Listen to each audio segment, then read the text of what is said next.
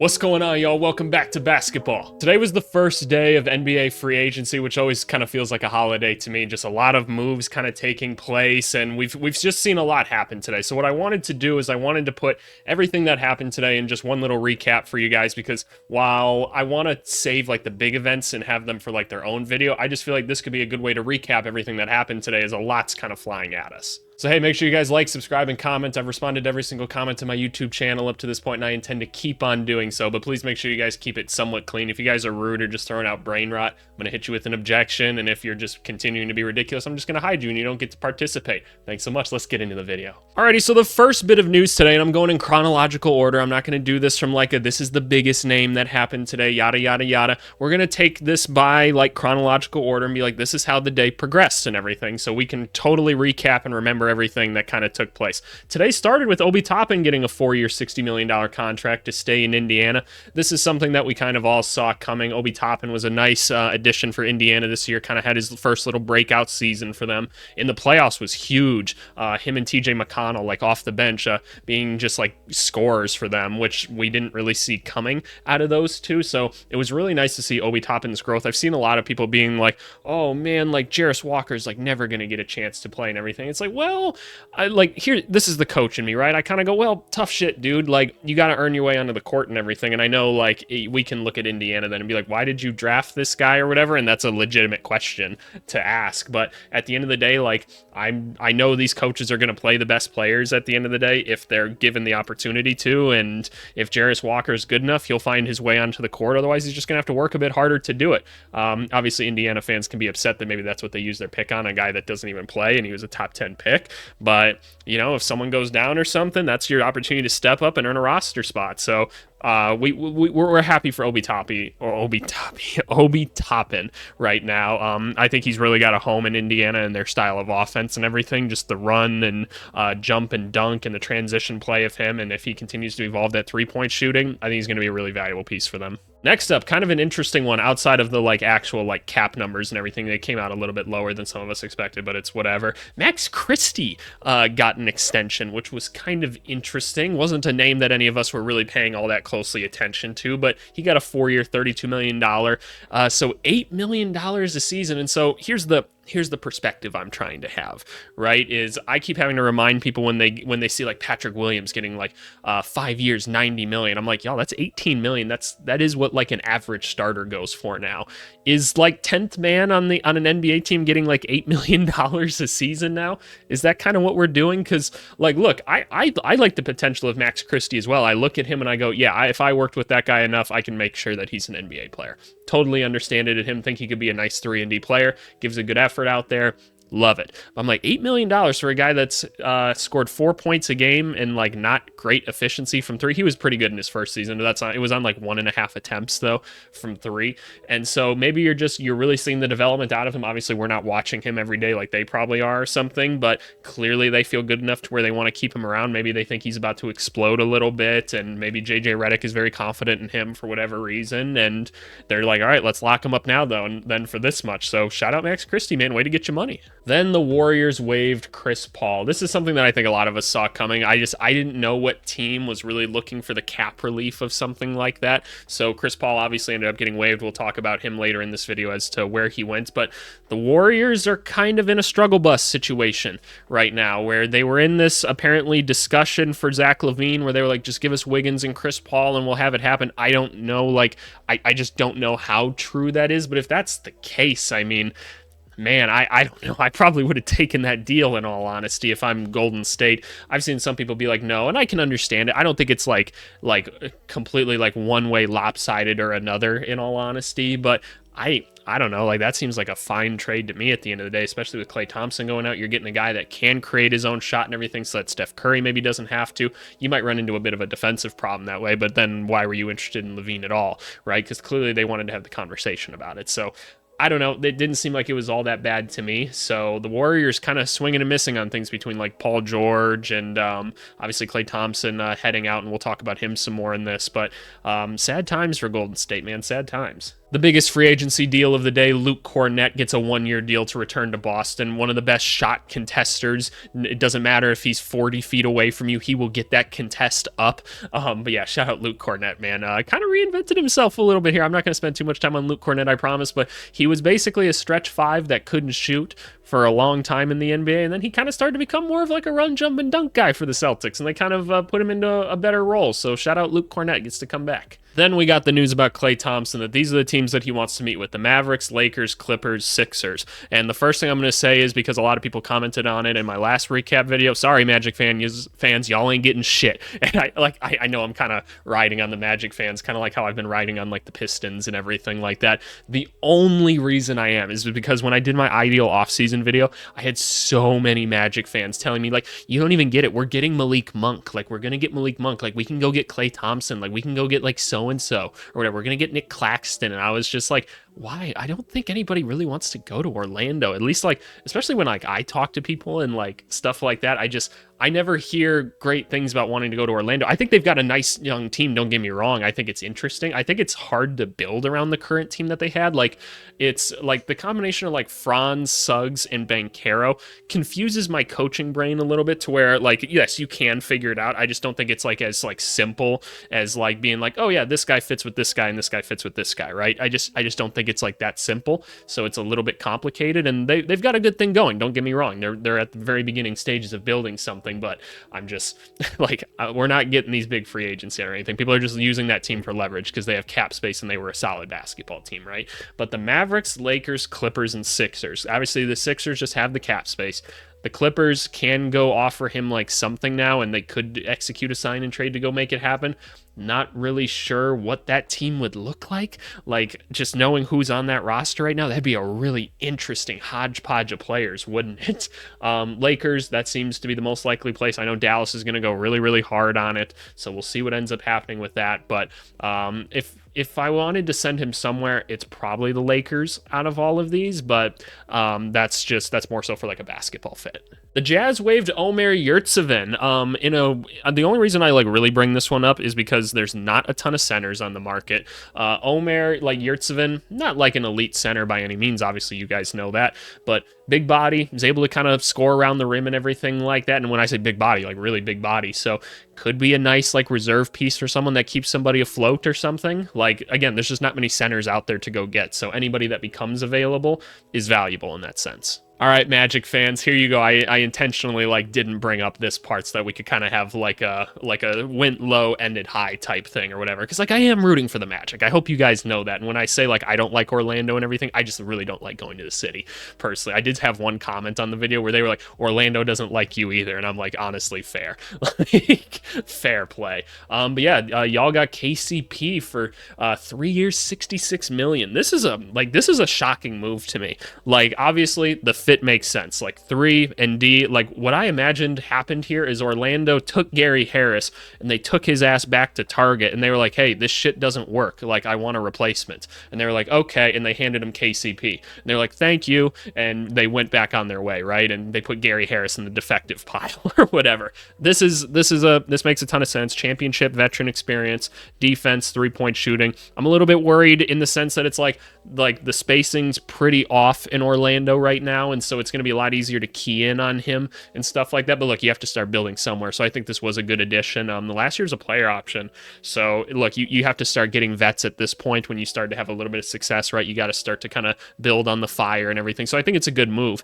If we want to talk about it from Denver's point of view, this is pretty like catastrophic for them, like, because they don't have a ton of flexibility to go out and get like other things. I know they're like slightly below cap now and stuff, so they can maybe use some sort of exception to go get someone. I honestly haven't dove in very deep into where they're at cap space wise, but like, that's a really hard hole to fill, and Christian Brown's going to have to come in and do that now. I feel like he's a long ways away from being in that spot. So this is a tough blow for Denver. Like this really knocks them down. I really thought he'd be back on like a long-term deal or something like that. But hey, KCP always seems to figure out where like teams are going to start to be successful. So think about like Lakers and stuff like that, and then Denver. So watch out for Orlando this year. Yep. Then came the official news that Paul George was like actually leaving or whatever. whatever. They're like, yep, nope, he's not coming back. This is what's going on or whatever. I see Isaiah Hartenstein is trending. Do I need to check my phone right now and see that something has happened? Nope, I don't see anything yet. Okay, everybody calm down. It's, what time is it? It's 9:16 Central Time for me. You guys can see that. It's on my screen. I'm right over here. But I guess some of you guys aren't always watching what's happening on the screen from what I've been told. But yeah, no, Paul George told the Clippers not coming back. Surprise to me, honestly. From some of the conversations that I had heard, most people thought he was coming back. So that's a shocker to me. He's got a lot of business there and everything, but it sounds like the conversations just like really fell apart as of late. And it sounds like maybe they weren't really negotiating in good faith with him. And maybe the Clippers are kind of looking at this and they're like, man, we're not really going anywhere. We don't really believe. That's kind of what it sounds like to me. And so Paul George is going to get to go somewhere else. And really, is there any other option besides Philly to go to? Like, you want to be on a good team. They're the only good team with cap space. Like, and they need his position and everything. So then what are you left with, right? So you've got Maxey, Paul George, Joel Embiid, like whatever else you kind of decide to fill the team with. And we'll talk about the other additions that they've made or whatever today. But, you know, it's something at the very least. Like, it's going to be a good basketball team and there should be a lot of good defense on it. So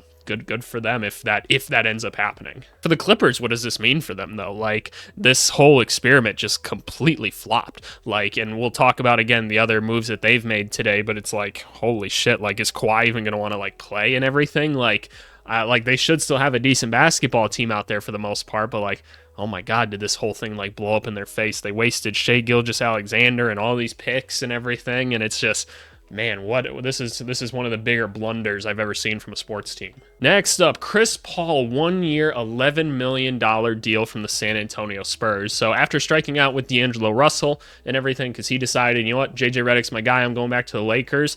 The Spurs did the right thing, and they're like, we got to go find a veteran point guard to just kind of help lead this young group of players. Who better than Chris Paul to do this? It's a wonderful fit.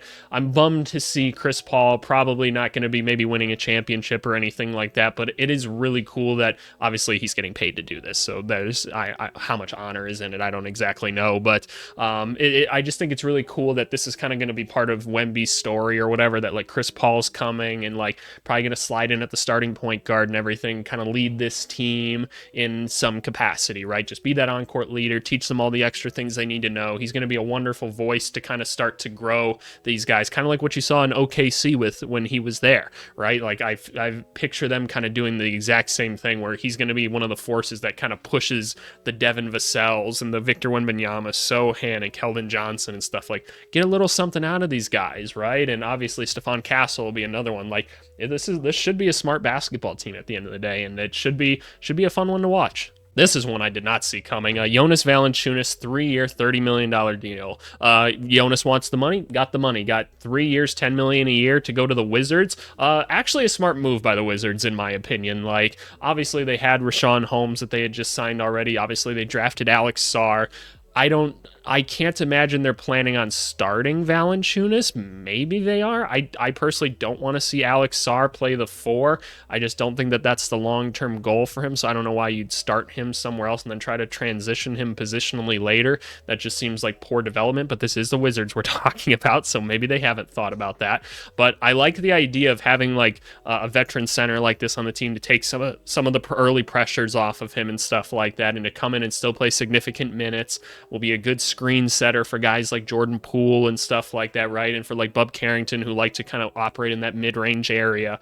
So I think he's going to be a good option in that sense. Bring some toughness to the team, which was clearly needed, like a little bit of toughness and discipline. So I do like the signing quite a bit, honestly. I'm just curious to see how exactly he's used, because while it makes sense from like a team building point of view, I just feel like the Wizards could fuck it up somehow. So I guess we'll see at the end of the day. But shout out Jonas for getting his money and everything. Lakers fans in shambles right now. You guys will probably get Klay Thompson, so calm down. But like, I really thought he was going to end up on the Lakers somehow. So damn, fair enough. But yeah, shout out the Wizards. Next up, this is a really interesting one. Mason Plumlee going to the Phoenix Suns on like a 1-year minimum contract. That's a big pickup. Mason Plumlee is still very good at what he does. Still gets above the rim well. Like, maybe not like the most elite defender, but a great hustle guy. He's a really good passer. So you should be able to kind of still run some hub love stuff with him around all these other guys. He's going to get a lot of open looks. He's just going to be smart. They were really, when Nurkic came out of the games last year, they really struggled. And so they didn't end up like drafting anybody to necessarily play that position. So I think this is a really nice pickup. So, I mean, that has to be the goal, right, is for this Phoenix Suns team, who still, again, has one of the more talented rosters in the NBA. You've got all these, like, great, like, scorers and everything. If you just have smart basketball players around them, you should, in theory, be okay, right? So you would be taking guys like, obviously, Nurkic, Grayson Allen, whoever the hell is going to play point guard for them this year. Mason Plumlee's a nice one. They drafted Ryan Dunn. Like, I like this. I think it's a cool fit. This one happened just 19 minutes ago, right before I started recording and everything. Naji Marshall to the Dallas Mavericks. That is a big-time pickup. So obviously, they already moved Tim Hardaway Jr., brought in Q Grimes. That's a nice pickup for them. He fits exactly into their game plan, which is a questionable game plan, but it's good enough to get you to the finals, right, until you run into the Boston Celtics, right? So I don't know how much we can really criticize it when really they just ran into a super team. That's pretty unstoppable, right? Naji Marshall fits right in as well. 3-and-D guy that can run in transition with them and everything, brings a little bit more size to the wing. Like, I think this is a phenomenal pickup for them. Really good job by their front office and everything to keep bringing in the right players around Luka and Kyrie. Like, they're going to be right there with them again, man. This is quickly becoming a very deep team. We expect Derrick Jones Jr. will still somehow maybe fit onto this roster. Like, I don't exactly know what their cap situation is now and what they can like legitimately offer him at this point, but I think it's really, really interesting. Even if like Derrick Jones Jr. didn't come back for some reason, he was obviously a big part. Like Naji Marshall can fill like a role or a void of that to some capacity. So I like it. They're putting together a good team that should have a pretty good amount of depth around those two. All right, now I'm here on Shams just because, like, for whatever reason, they don't all cover the same things. You would think they'd still all cover them to some capacity. But let's talk about James Harden now. 2 years, $70 million deal. Right? Very, very cool. Good for James Harden, continuing to get paid. We all knew he was going back to the Clippers, right? They're the only team that was going to pay him to actually go do anything, right? And so he's going to be back in the Clippers. Most likely no Paul George. So you've got Kawhi and the boys, right? That's kind of what you're working with because it's sounding like, and we'll talk about it, Westbrook might be on the out as well. Obviously, they've brought in someone else to kind of replace like him in the scoring sense and everything. They've kind of got like a little redeem team thing going on between like Kevin Porter and like Kai Jones and stuff like that. It's kind of an and obviously like Harden and Kawhi and stuff, right? Who people aren't always as favorable of at times. So kind of an interesting little like hodgepodge of players and everything. But yep, James Harden's going to be there. We'll see what he actually does at this point. James Harden just feels like he's going to be stat padding on this team, and I don't know how far they're actually going to go. I'll be very curious. Kevin Love gets a 2-year, $8 million contract to go back to the Heat. He had made it pretty clear he wanted to go back to Miami. Gets 2 years, $8 million more for his career earnings. Really good locker room presence guy we talked about. Still a good rebounder, still really tough, still a good passer and everything. The three-point shot's fallen off a little bit, but I don't doubt that he won't be able to bring that back up. So Kevin Love, just a good Heat culture guy to have all around. Glad to see him sticking around the league. We need more silver foxes out there. The Clippers are actively working on trades for Russell Westbrook. Where the hell is Russell Westbrook going to go next? Like, this boy just cannot find a home. If he ends up on the Chicago Bulls somehow, I don't even know what to tell you. Like, I'll root for him. Don't get me wrong. I love the energy at the end of the day. Like, he's got the energy of a Chicago Bulls player, but who else needs him, right? Like, I'm trying to think of who else could, like, really use him. Like, do you like, he has to be like a championship type player, right? Like, do you throw him on like the Nuggets or something like that because he's cheap or something, and you're just like, yep, he'll be a push the pace kind of guy for us off the bench or something like that? I don't know. Like, do you send him to Phoenix or something like that just because they need like a point guard? I don't know. Can we get a KD Westbrook reunion? Like, all these other pairings have come back together, so why the hell not? But I don't know. I'm just curious to see what happens with that. That boy, I don't know how you say it, Neemias Queta. I've been a fan of his for a long time. Glad to see he's getting a multi-year deal to stay in Boston. It probably means like it's not all guaranteed or whatever, but I actually think he could be a really nice player for Boston. So like if you really need a big man to kind of come in, just be a run, jump, dunk, block shots guy. He's really strong. I don't know. I feel like if I worked with him enough that I could get him on the court and be a very productive NBA player. So glad to see the Celtics are bolstering up that center position because we know KP and Horford, like anything could happen at any given time. I'll be curious to see if they bring back Tillman as well, honestly. But yeah, no, shout out Keita for getting that deal. There you go, Philly. Really big pickup here for Andre Drummond. That is a really nice pickup. Obviously Drummond has played for Philly before. Said he enjoyed his time there a lot. One of the better just like role players in the NBA, backup centers. Call it what you will. He does what he does really, really well. Probably the strongest motherfucker in basketball, right? Sets mean-ass screens, run, jump, dunk, and just gets a fuck ton of rebounds, right? That's what Andre Drummond does. We all know that. It's just nice that they're going to have good backup center moments whenever Embiid comes out of the game, or if he gets hurt or something, they'll have starter quality players still. So 2-year, $10 million. That sounds about right. Honestly, I think that's a good deal. Philly, you're starting to build out a nice little roster. This was the interesting one. Kevin Porter Jr. got a 2-year deal. Here's the thing with Kevin Porter Jr. I'm familiar with like his college coaches and everything, and here's the thing, right? When you hear college coaches like happy to get rid of people to an extent, like that kind of tells you something about it. Like Kevin Porter Jr., whether he's doing right or wrong things, always seems to be around the wrong people at the wrong time, and that's just kind of like in his perception up to this point. And so it's never been a question of talent with him. He is incredibly talented. Reminds me a lot of like Terrence Shannon Jr. coming into the NBA right now, and just a guy that just is that gifted at basketball, but just can't maybe keep like his nose clean at the end of the day. And I'm glad to see he's coming back. He was obviously just like killing it in Greece and everything. He's way too good for like those leagues and everything. So he's coming back here. He's got a 2-year deal, a chance to kind of redeem himself and everything. Very cool. Going to be a very interesting option for this Clippers team. Like, is he going to be able to play without the basketball at times? Because Westbrook and like presuming Westbrook's still there, and like Harden and Kawhi and those guys are going to want the ball a decent amount. I'm just curious to kind of see what happens at the end of the day with him, but glad to see him back in the NBA. Glad he's getting another chance. Sounds like Cade Cunningham's going to get a big ass extension. I don't know why anyone would be surprised by that, so shout out Cade Cunningham at the end of the day. Eric Gordon going to the Sixers. I feel like Eric Gordon hasn't been like that dude the past couple years. I need to look at his stats quick. What did we get from Eric Gordon? Like, I know he's always getting the points, and okay, no, he still shot 38% from three. Okay, maybe sometimes, and that's why you have to check yourself with numbers every once in a while. I just felt like whenever I was watching Suns basketball, it was Eric Gordon just taking like some crazy shots, and he always has, right? And he was just kind of like clanking a lot of them. But no, if he's still putting up a good percentage from three and he's still going to be a good offensive weapon, then fair enough. I am a little bit concerned that so many of Philly's guards are really small right now. That seems like a good way to get exploited by the Boston Celtics when shit comes down to it. And if you have to play the Knicks in the playoffs, who the hell is guarding Jalen Brunson? Seems like a reasonable question to ask at the end of the day, but you know, you can only get so many players on your team, so, and there's only so much talent out there, so just something I'm noticing. But at the end of the day, a good pickup, a good basketball player. I'm checking my phone because I've been saving notifications for this video and everything, but it doesn't look like I missed anything. I think I hit it all there between Shams and Woj, which should be the standard, right? As long as I've got these beautiful faces on here, we're gonna be okay in the NBA world. But yeah, no, that's kind of my first day recap and everything. I better not get one of those things where I wake up like tomorrow morning and it's gonna be like, yeah, Paul George signed or whatever. I'm gonna be like, damn it, like I'm just can y'all do me one favor and just like wait until like 3 or 4 or something like that tomorrow, where I have a good time to record and everything like that. But no, yeah, that's free agency and stuff. Maybe not like the biggest moves yet. Like we've talked about a lot of big moves presumably happening, but a lot of really interesting moves taking place. Like I feel like power is somewhat shifting in the NBA right now.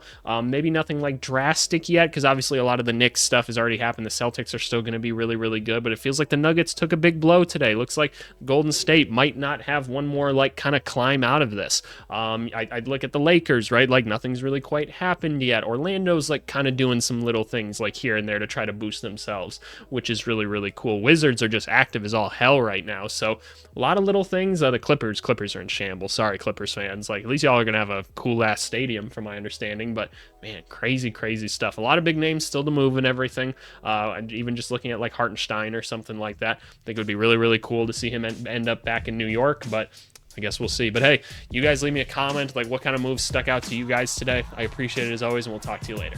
Bye.